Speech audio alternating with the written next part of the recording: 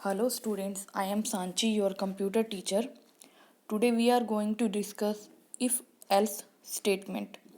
During last lecture we learned that how an if statement work. If statement work only when a condition is true. But if-else statement is different to the if statement. In this statement, a condition is true, then statement 1 is execute. Otherwise, statement 2 is execute. Let's take an example. अगर मैंने बोला कि बाहर बारिश हो रही है, ठीक है, तो आपके सामने क्या सिचुएशन रहेगी? एक ये कि या तो आप छाता खोलोगे, ठीक है, अगर बारिश नहीं हो रही तो नहीं खोलोगे. दैट मीन्स एक ये हो गया ना कि अगर है तो हमें इस केस में ये करना ही करना है, स्टेप 1 लेना ही लेना है, एक्शन करना ही है परफॉर्म. या मैं आपको ये बोलूँ कि हमें स्टूडेंट का रिजल्ट कैलकुलेट करवाना है. अब स्टूडेंट का रिजल्ट अगर हम कैलकुलेट करवा रहे हैं then we have two situation. One is student या तो पास है एंड नेक्स्ट इज या स्टूडेंट फेल है. अगर हम इसे इफ़ कंडीशन के साथ करें, हमने चेक किया इफ़ स्टूडेंट के मार्क्स चेक किए greater 80. If marks is greater than 80 then student is pass, otherwise student is fail.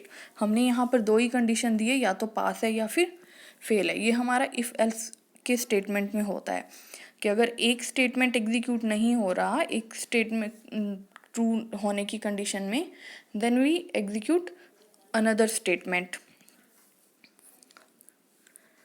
Definition क्या रहेंगे इफ एल्स की? It is use to execute a statement और block of statements only if a condition is met. Otherwise, another set of statements are executed.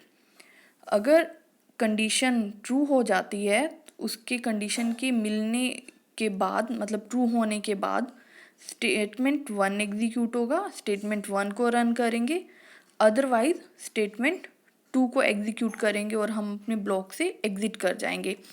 ये flow chart है if else statement का. In this flow chart first of all previous statement, जो भी हमारा condition से पहले का statement रहेगा, उसके बाद हमने डायमंड बॉक्स में कंडीशन को रिप्रेजेंट किया है. डायमंड बॉक्स में कंडीशन एग्जीक्यूट होने के बाद अगर हमारा कंडीशन ट्रू होता है then run statement 1, condition met हो गया. अदरवाइज कंडीशन फॉल्स है देन रन स्टेटमेंट 2 और फिर हम अपनी ब्लॉक से अपनी इफ़ कंडीशन से बाहर आ जाएंगे एंड देन नेक्स्ट स्टेटमेंट को हम एग्जीक्यूट करेंगे. इसे हम एक प्रोग्राम की हेल्प से क्लियर कर लेते हैं. Write a program to find the big number of by using if else statement.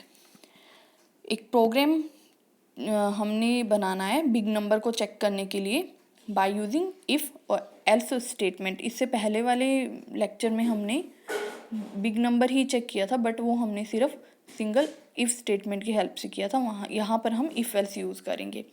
First of all हमने हेडर फाइल इंक्लूड की है. उसके बाद मेन सेक्शन है clear screen function. Variable declare किए, 2 वेरिएबल लिए इंटीजर टाइप के, number 1 and number 2.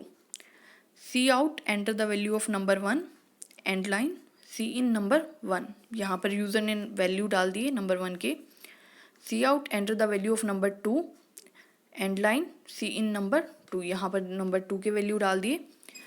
Next is condition if हमारा कीवर्ड है इफ़ नंबर 1 ग्रेटर नंबर 2.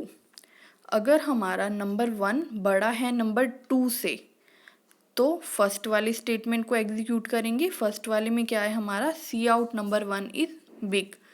अगर हमारा ट्रू रहेगा तो ये वाली स्टेटमेंट को प्रिंट करेगा.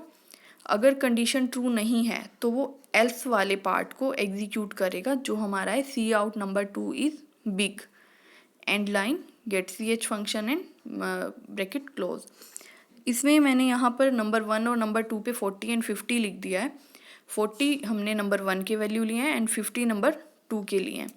यहाँ पर जब हम एग्जीक्यूट करेंगे 40 इज़ ग्रेटर देन 50 तो हमारी कंडीशन फॉल्स हो जाएगी और वो एल्स वाले सेक्शन को एग्जीक्यूट करेगा. इट मीन्स वो हमें क्या प्रिंट करवाएगा, नंबर 2 इज़ बिग. ये मैं आपको एक नेक्स्ट पेज पे क्लियर कर देती हूँ. यहाँ पर हमने प्रोग्राम को रन किया है. Enter the value of number 1 40, enter the value of number 2 is 50, number 2 is big. Next में हमने क्या किया, हमने नंबर 1 में बिग वैल्यू डाल दिए और नंबर 2 में स्मॉल डाल दिए। तो अब अगर हम इसे एग्जीक्यूट करते हैं then number 1 is greater than number 2, जो हमारी कंडीशन थी, it means 30 greater than 20, condition true हो जाएगी और इफ़ का सेक्शन हमारा एग्जीक्यूट हो जाएगा। स्टेटमेंट 1 को एग्जीक्यूट करके वो नंबर 1 इज़ बिग प्रिंट करवा देगा। Okay, thank you.